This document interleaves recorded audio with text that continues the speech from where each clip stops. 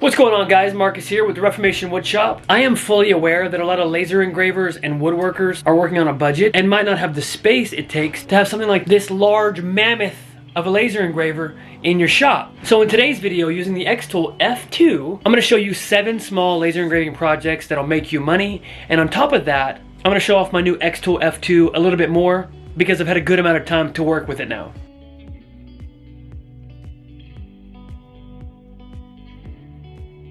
For item number 1, I'm just gonna get straight to business and not beat around the bush at all. And that is coasters. These are one of my #1 sellers at craft shows and events, and these can be completely customizable to be every single team possible, character possible. You see man cave, and then like coffee bar, greenhouse area, you know? With these guys, there's something for everybody. The way that I make these coaster blanks is also pretty cost effective because if you've got scrap wood laying around like a block of cherry, like this guy, I will run to the table saw, split it in half, and then I cut it 4 inches by 4 inches into a block. This is kind of a messy way to go about sourcing material, and you can always just buy blanks online, but if you don't want to do that and you want to use up the scrap pile, these are perfectly usable, and once I sand them up, these would be nice cherry coasters.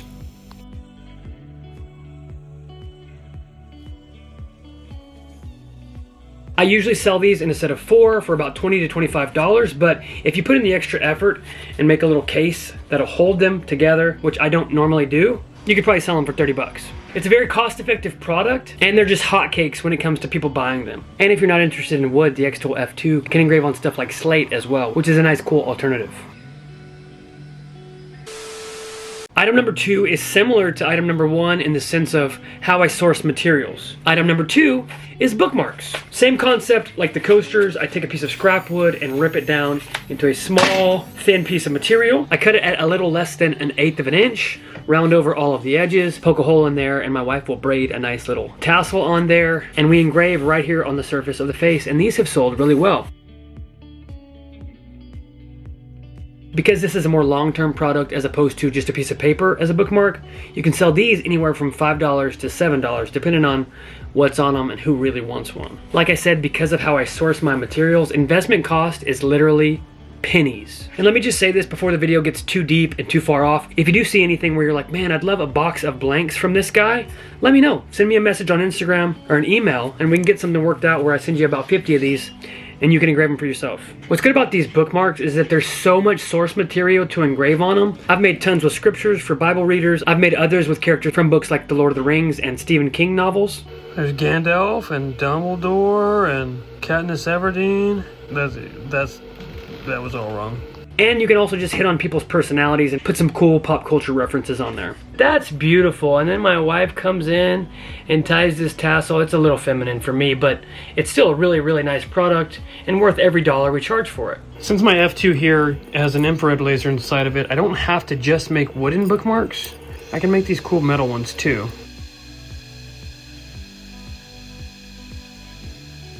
My centering could have been a little bit better, but that engraving is very crispy. Item number 3 is a more practical one, and that is keychains.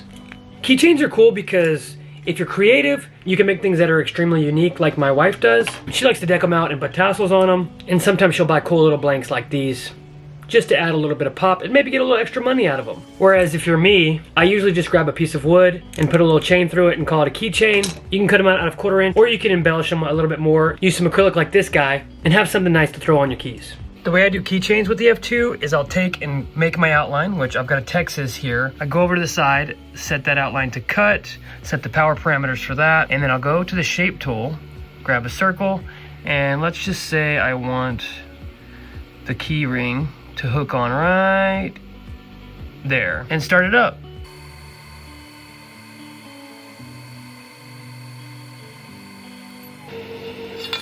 I'll sand it, clear coat it, throw it on the keyring. Very, very simple and a really good way to customize the keychain. What's good about keychains is that they're small enough that you can take your old material, nest something right in there, and that won't go to waste. Or that piece there, or this little piece here. If you've got this laser, you'll know how useful the camera setting is. You just click refresh. It has a 50 megapixel camera, so it is very clean, clear. You can place your outlines wherever you want them.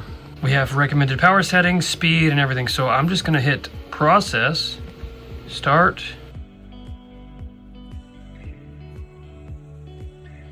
Oh baby. Now I just need to put an O-ring on that guy, put it on my key ring, and then I'll be the protector of Gotham. Item number 4 is gonna be magnets.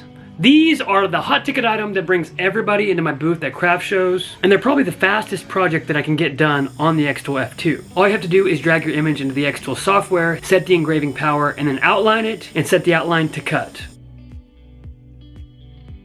For my booth at craft shows, I set these guys at $4 a piece, or 3 for $10, and they're definitely my most bought item overall. I bought a sheet of metal flashing from Lowe's to make up a magnet wall where I could display all of these magnets. What's also really great about these magnets is you can make custom branding for your shop. So if you guys want to buy one of these and support me, they're listed on my Etsy. And also, if you do them on plywood, you can make them cool coloring projects for your kiddos. I know I've said this several times, but when it comes to materials costs, these magnets really are some of the cheapest on the list. I used spare 1/4 inch that was bound to go in the trash can to make these magnets. So basically, pennies on materials cost again. And I don't know if you can tell, but sometimes we use 1/8 inch material and a lot of times we use 1/4 inch material, and both work pretty well. Item number 5 is the largest item on this list of small items, and that is a beer bottle opener. To a woodworker, this is a small project because this is a 4-inch by about 16-inch board that was probably laying around in the scrap pile. And what's special about this guy is that if you pop your top right there, you can embed a magnet in the back that catches your tops. This is probably the biggest item on the list, but I think it also has the biggest price tag of anything on the list at $25. It's probably about $3 worth of wood. You can buy a 20 pack of these for about $6, and then your rare earth magnets in the back. I can't remember exactly how much they cost, but they're cheap as well. So investment cost is low, and it's something that will fill up the shelves if you need to make sure that you have a lot going on at your booth. I have a lot of these guys, and a lot of times I don't really care about the dimensions. This one's probably about 5 inches by 16 inches, and I'll just take any piece of scrap wood in my shop, chop it down, sand it up, add some hanging hardware in the back. I don't even fill this hole because it's gonna be leaning up against the wall. Put my bottle top opener right there, and then I'm done. Item number 6 is a whole business and niche market in and of itself, and that is jewelry.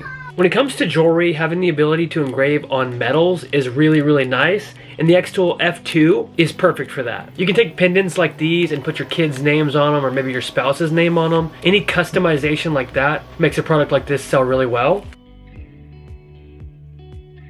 Dog tags are also obviously going to sell really well. America. You can also snag a piece of 1/8 inch or 1/4 inch, throw it down on the laser, and cut out some beautiful leaves that you just spray paint up, put a hook through, and you're done. So we've covered metal and wood jewelry. On top of that, you can cut earrings, necklaces, and pendants out of acrylic. The xTool F2 can cut almost every color of acrylic, so if you wanted some cute pink dinosaurs, you can do that. Or some holiday seasonal items, you can also do those. For item number 7, we're gonna go to one laser engraving item that can make an entire business in and of itself. And that is hat making. Specifically, laser engraved leatherette patches that you adhere to your hats. Just like with all of the other items on this list, you can put whatever your mind can come up with on a hat. Football and basketball teams, funny sayings, hunting slogans, anything you can possibly imagine, you can put on a hat and it will sell. We normally sell hats for around $25 each. And while they do sell more quickly than the beer bottle openers at the same price point, there is a higher investment cost, so take that into account. I don't know if you can see that, but that is one of the crispiest engravings I've ever gotten on a leatherette patch, and that was done with the xTool F2. Not only is it more pristine and pretty, but it's faster than any other laser that I've ever had before. And I just think that's because they've perfected their software's internal settings.